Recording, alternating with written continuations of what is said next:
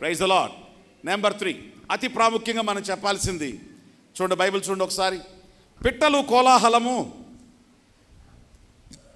కోలాహలము చేయు కాలము వచ్చెను, పావుర స్వరము మన దేశములో వినబడుచు. ఒకసారి అందరూ రిపీట్ చేయండి ఈ మాటని.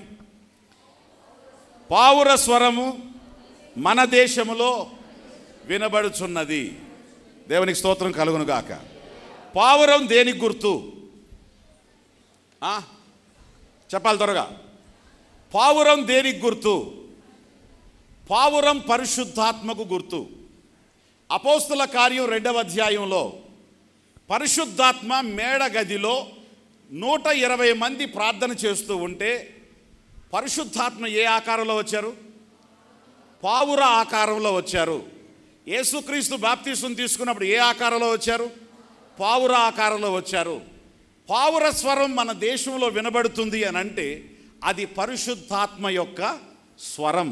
పరిశుద్ధాత్మ యొక్క స్వరం. పరిశుద్ధాత్మ యొక్క స్వరం అని అంటున్నాడంటే పరిశుద్ధాత్మ యొక్క స్వరం కాని స్వరాలు కూడా ఏవో ఉన్నాయి అని అర్థం. కాబట్టి సంఘానికి 2వ మేల్కొలుపు, 3వ మేల్కొలుపు నేను ఈ ఉపవాస ప్రార్థనలో చెప్పేది ఏమిటంటే, నీ చెవుల్లో పడే స్వరం ఏదో అది పావుర స్వరమో పాము స్వరమో నువ్వు గ్రహించగలిగే స్థితిలో ఉండాలి. మరలా జాగ్రత్తగా, నీ చెవిలో వినబడుతున్న స్వరం, నీ మైకులో నీకు వినబడుతున్న స్వరం, నీవు వింటున్న స్వరం అది పావుర స్వరమో పాము స్వరమో నువ్వు గ్రహించగలిగిన స్థితిలో ఉండాలి. యోహాను పత్రికలో యోహాన్ అంటున్నాడు, అది ఏ ఆత్మో ఏం చేయాలంట? అది ఏ విధమైన ఆత్మో. ఈ రోజున వాళ్ళు రంగరాజు మాట్లాడేది పరిశుద్ధాత్మతో మాట్లాడుతున్నాడా లేకపోతే ఇంకేదైనా ఆత్మతో మాట్లాడుతున్నాడా? మీరు కూర్చున్నటువంటి వాళ్ళు వివేచించగలగాలి. దేవునికి స్తోత్రం. పావుర స్వరం మన దేశంలో వినబడుతుంది అంటే పాము స్వరం కూడా మన దేశంలో ఉంది అని అర్థం. ఏదేను తోటలోనికి దేవుని స్వరము, అవ్వ స్వరము, ఆదాము స్వరం తప్ప ఏ రోజున 3వ స్వరం రాలేదు.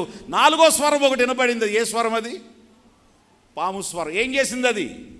తోట నుంచి బయటకు తోలేసింది, దిగంబరుల్ని చేసేసింది, దేవుని కృపకు దూరం చేసింది, నష్టాల్ని కలుగచేసింది, కష్టాల్లోకి నడిపించింది. ఏ స్వరం ఇది?